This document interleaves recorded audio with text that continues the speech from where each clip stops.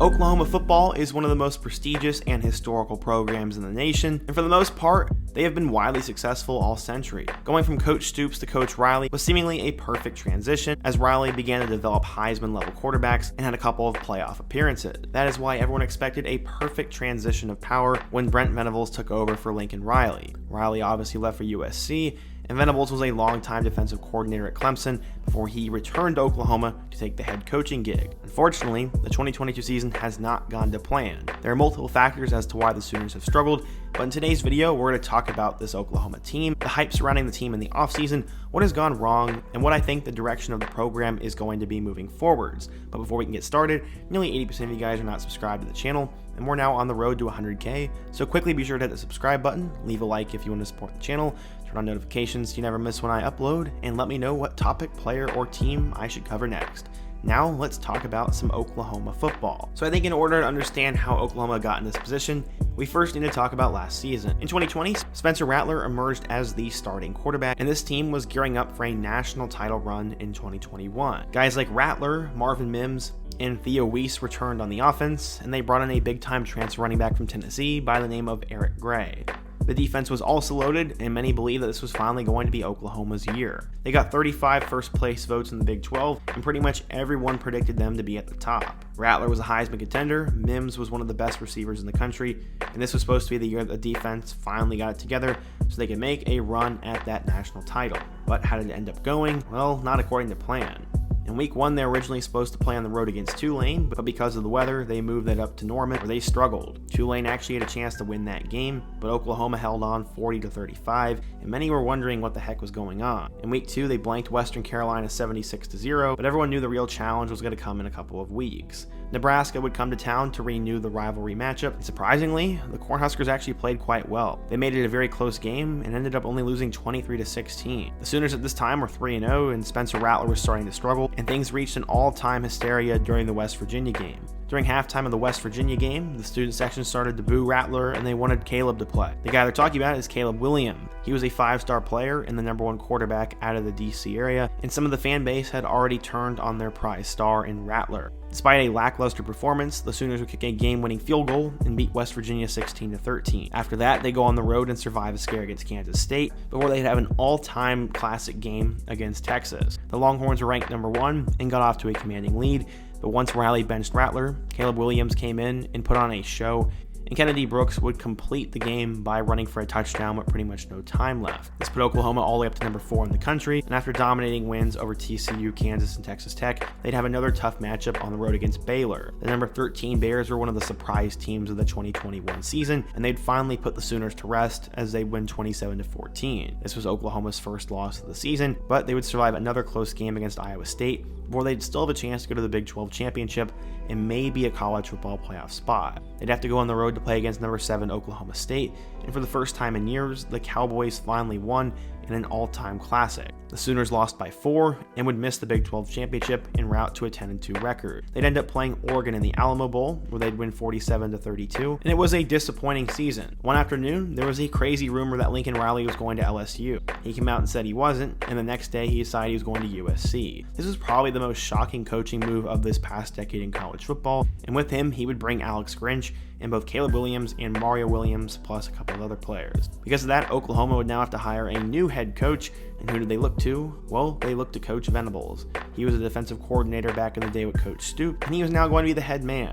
He had spent years at Clemson and had been waiting for this opportunity. It seemed like a ball and glove-like fit, and many Oklahoma fans took to social media saying that Venables was going to be better than Riley and that they'd finally have a good defense and more balanced team. Honestly, it was sort of a situation where I said be careful what you wish for, because right now, the Venables era is not off to a great start. To be fair, Oklahoma lost a lot of talent. Nick Bonito, Brian Asamoah, Perrion Winfrey, Michael Woods, DeLauren Turner-Yell, Isaiah Thomas, Marquise Hayes, Kennedy Brooks, and Jeremiah Hall all got an opportunity in the NFL, but with a decent recruiting class and some guys from the transfer portal, it seemed like Oklahoma was going to fix it. Plus, they had big-time offensive coordinator Jeff Lebby, an experienced quarterback in Dylan Gabriel, and then obviously Coach Venables. Despite losing what felt like 20 starters, many expected the Sooners to pick up right where they left off, and that's why they were picked to finish second in the Big 12 and started out ranked #9 in the country. In week 1, Oklahoma would play against UTEP, and despite a slow start, they ended up getting rolling and won 45-13. Week 2 would once again be another slow start, as it seemed they were struggling with Kent State. Luckily in the second half, Dylan Gabriel rallied the troops and they won 33-3. Many Oklahoma fans were not too concerned, but they wondered how they would do against better competition. In week 3, they went on the road to play against Nebraska.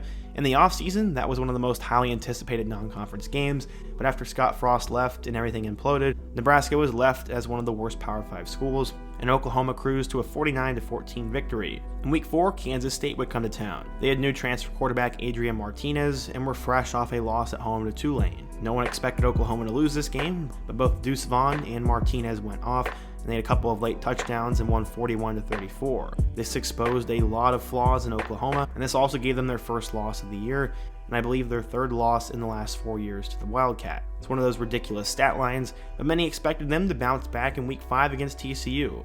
I mean, TCU was under a first-year head coach.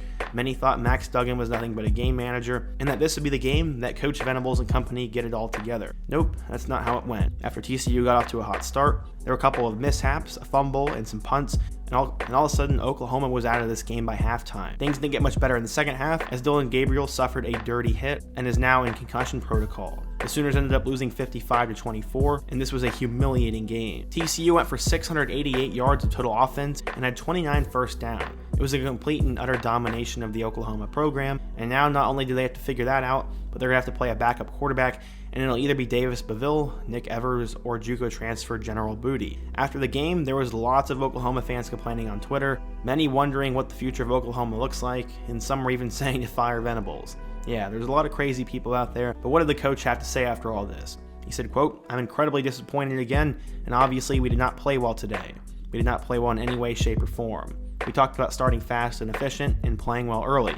Those things don't get any easier for us, and you know the commitment has been there, and we've had everything that we've asked them to do, and they've responded, and we're so incredibly disappointed for them. Talent doesn't win games, teams win games, and we have to get a lot better to become a good football team." As we take a look at the remainder of their schedule, they're going to play Texas this weekend, and they're currently not favored. They also play Kansas, who's currently undefeated, have a road game against Iowa State, a home matchup against Baylor, a road game against West Virginia, a home matchup with Oklahoma State, and then they finish on the road against Texas Tech. Based on how Oklahoma's playing right now, I see 3 wins. I know that would leave Oklahoma with a 5-7 record, which probably sounds shocking, but the Big 12 is seemingly having one of their best years ever, and if they don't get these things figured out soon, all these teams are going to exploit the same exact weakness and beat them. So what exactly has gone wrong for Oklahoma? Well, the first one is just a loss of starters and talent. When you lose that many offensive and defensive players to the portal or to the NFL or to graduation, there naturally needs to be time for those new players to step in. The portal can bring in a couple of players, but rarely can you fill and reload an entire team just based on the portal and recruits. It seems losing all that talent and starters and stats hurt Oklahoma football, and the expectations probably should have been lower. The second reason is because of Alex Grinch and the defense. The defense has allowed a ton of big plays. They can't seem to stop any sort of dual threat quarterback. They've had a good amount of penalties, and plain and simply, they're not getting enough pressure and are getting beat. Part of that is because they're a new defensive coordinator. I also blame part of that on Alex Grinch because they no longer have him. He's now the DC at USC, and while many people did complain about him while he was there, I think if Grinch was there this season, the defense would be better. Third reason is because of slow start. Against Kent State, Kansas State, and TCU, they struggled to get the offense and the team rolling, and while that may work against Kent State, it's not going to work against most of these Big 12 schools, and when you're playing from behind, that does not help when you're asking to lose. Fourth reason is the offensive line. The only Oklahoma game I've really been able to watch a lot of was the TCU game, but based on people's comments and everything I've read, the offensive line has not been great. It probably could be worse, but it has not really allowed the ground game to get going, but in at least the last 2 weeks they've gotten beat. Finally, I think the second biggest reason why Oklahoma has crumbled this year is because the expectations were way too high. Combining losing all those players and having a first-year head coach, there's really no reason to have Oklahoma as a top 10 team or a playoff contender. Yes, they obviously have the Oklahoma name, but it was just foolish to think that the Sooners were going to be this good.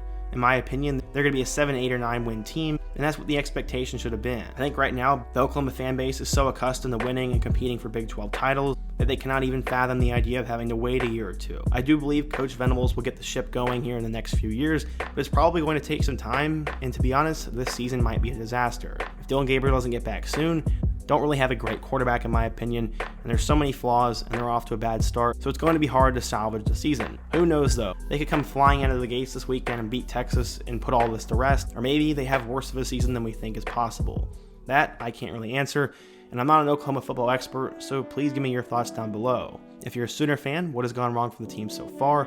What are your expectations moving forward, and what do you think of the state of the program? Be sure to let me know down below. Let me know what player, topic, or team I could take a look at next. Leave a like if you want to support the channel, subscribe if you're new, and check out all my other videos on the end screen. I hope to see you guys again soon, but until next time, peace.